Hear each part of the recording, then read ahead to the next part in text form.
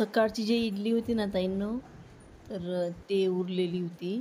तर मुलं कशी इडली फ्राय आवडीने खातात माझे, त्याच्यामुळे म्हटलं मग चला आता आपण इडली फ्राय करू. आणि ही जी रेसिपी आहे ना तुमच्यासमोर पण शेअर करावी असं वाटलं मला, म्हणून मी तुमच्यासोबत ही रेसिपी शेअर करते. आणि मुलांना माहीत आहे का, आता सुट्ट्या लागल्या तर कसं वेगवेगळं पाहिजे खायला, म्हणजे वेगवेगळी टेस्ट पाहिजे त्यांना. तर त्याच्यामुळे म्हटलं चला इडली फ्राय करू आपण. आणि खूप छान लागते इडली फ्राय केलेली. त्यात मसाले वगैरे टाका तुम्ही तुमच्या आवडीनुसार, जे मसाले टाकायचे ते टाकू शकता तुम्ही. आणि खरंच खाऊन पाहाल, एवढी टेस्टी लागते ना इडली. चला तर आता मी इडली फ्राय करते आणि तुमच्यासोबत पण शेअर करते ही रेसिपी. हाय माझ्या ताईंनी दादांनो, कशा आहात तुम्ही? तर आजचा ब्लॉग मी संध्याकाळपासून स्टार्ट करत आहे. माझं संध्याकाळचं रुटीन काय राहणार आहे हे मी तुमच्यासोबत शेअर करते. चला तर आता आमचा चहा वगैरे झालेला आहे. आता संध्याकाळी मुलांना भूक लागली, कारण की आता मुलं घरी आहेत, त्याच्यामुळे मग मुलांना कसं दिवसभर काही ना काही म्हणजे चालूच असते मुलांचं. त्यांना लागली आता भूक संध्याकाळी, तर त्यांच्यासाठी करते मी आता फ्राय इडली. हे बघा, इडलीचे असे बारीक बारीक तुकडे कट करून घेतले. आणि याच्यामध्ये माहीत आहे का, पेरी पेरी मसाला पण टाकणार आहे मी. खूप टेस्ट आहे त्याच्याने. तेल गरम झालेलं आहे. पहिल्यांदा आपण खूप सारी मोहरी टाकू याच्यामध्ये.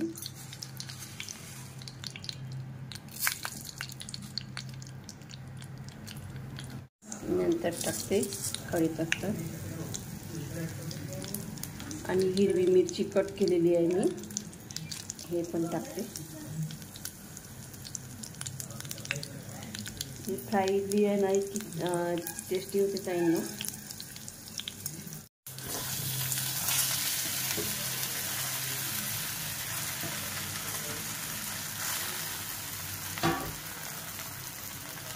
याच्यामध्ये थोडंसं तिखट टाकू आपण आणि नंतर टाकू पेरी पेरी मसाला.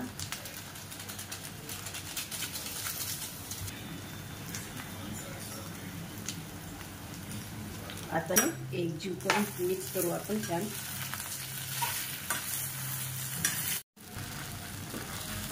हे बघा ताईंनो, सगळीकडे मसाला लागलेला आहे. आणि याच्यामध्ये भरपूर मोहरी टाकली ना तर मोहरीची पण छान टेस्ट येते. आणि मसाला टाकला पेरी पेरीचा मसाला नसला ना तर मॅगी मसाला टाकला ना तो पण छान लागते.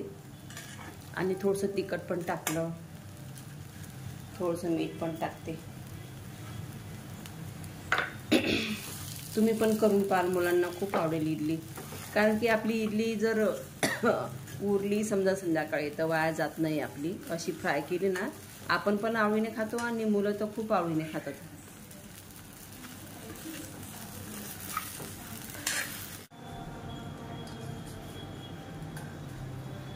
आपली फ्राय इडली तयार झालेली आहे.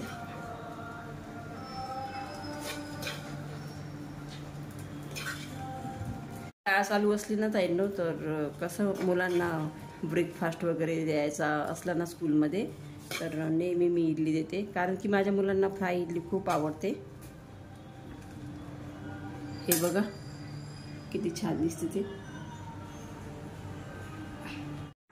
तर ताईंनो, इडली फ्राय खाल्ली मुलांनी आणि खूप छान झाली म्हणत मुलं, आवडली मुलांना.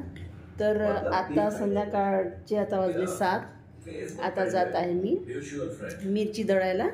कारण की 3 किलो मिरची आणलेली आहे मी, तर आता ते दळायला जात आहे मी चक्कीवर. 3 किलो मिरची आहे ही. याच्यामध्ये माहीत आहे का, 2 किलो तिखट मिरची आहे ही बारीकवाली. आणि 1 किलो मी अशी जाळी मिरची टाकली. जाळी मिरची एकदम फिक्की आहे, पण याने माहीत आहे का कलर छान येते भाजीचा, त्याच्यामुळे मग 1 किलो ही मिरची टाकली. आता चालली मिरच्या दळून आणायला. तर ताईंनो, आता आली मी मिरच्या दळून म्हणजे मिरची पावडर करून आणलं.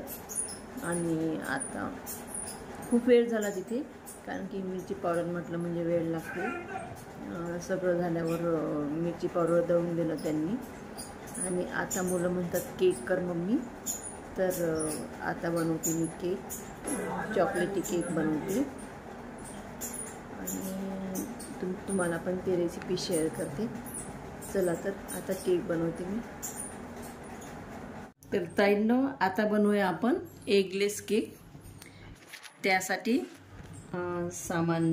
साहित्य कोणतं पाहिजे. हे दही घेतलं मी, बेकिंग पावडर, हे आहे कणिक आहे, हे आहे पिठी साखर, हा सोडा, हे आहे कोको पावडर.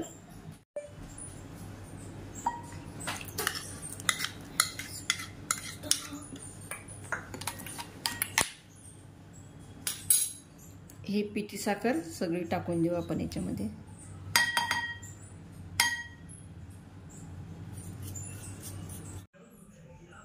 पहिल्यांदा दही टाकलं आणि नंतर टाकली मी पिठी साखर. हे दोन्ही माहीत आहे ना, चांगली एकजीव करून घ्यायची ताईंनो. चांगलं फेटून घ्यायचं दही आणि पिठी साखरला.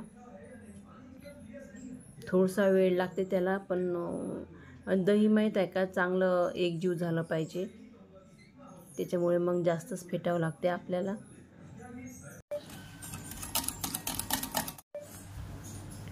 आपण हे कणिक आहे ना, हे पण टाकून दिली याच्यामध्ये. आणि हे कोको पावडर हे पण टाकून देऊ. बेकिंग सोडा आणि आपला खायचा सोडा. हे थोडंसं मीठ टाकू आपण. हे घट्ट झालं. आता याच्यामध्ये थोडंसं दूध घेऊ. हे बघा,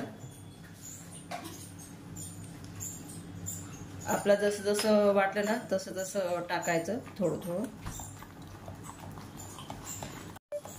आणि हे जे फिरवतो ना आपण, तर एकच डायरेक्शन पाहिजे केकसाठी, एकाच डायरेक्शननं फिरवायचं असते हे. आणि याला जोपर्यंत बबल्स येत नाही ना तोपर्यंत आपण हे फेटत राहू. आणखी थोडंसं दूध घेते मी, एवढं बस होईल आता.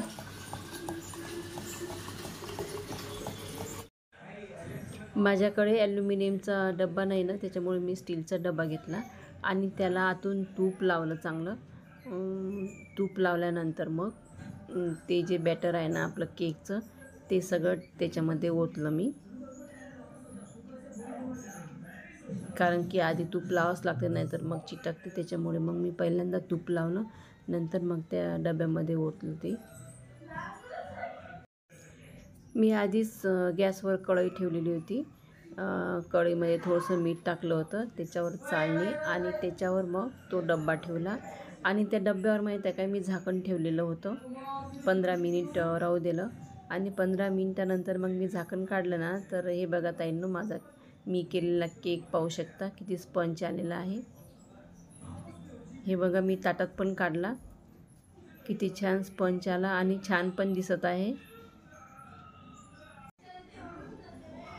चला तर आता मुलांना झाली घाई केक खायची. केक पाहून मुलांना खूप छान वाटलं आणि मेन म्हणजे मला पण छान वाटलं, कारण की मी पहिल्यांदा केक बनवलेला होता तो. खूप स्पंजी झाला जाईल ना, हे बघा. आणि पहिल्यांदा केला मी चॉकलेटी केक. म्हटलं चला मुलांसाठी आज वेगळं काहीतरी करा, पण छान जमला. तर हे बघा ताईंनो, केक किती छान आला आणि स्पंजी पण आला. मी माहीत आहे का सहज बनवला आता चॉकलेटी केक. म्हटलं येते की नाही आपण बनवून पाहू, पण खरंच खूप छान बनला.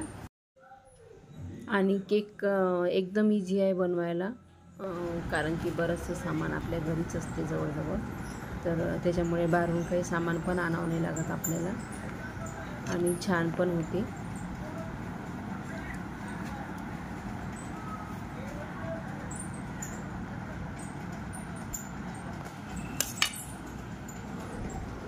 हे घ्या ना, हे बघा किती लाल आहे ते.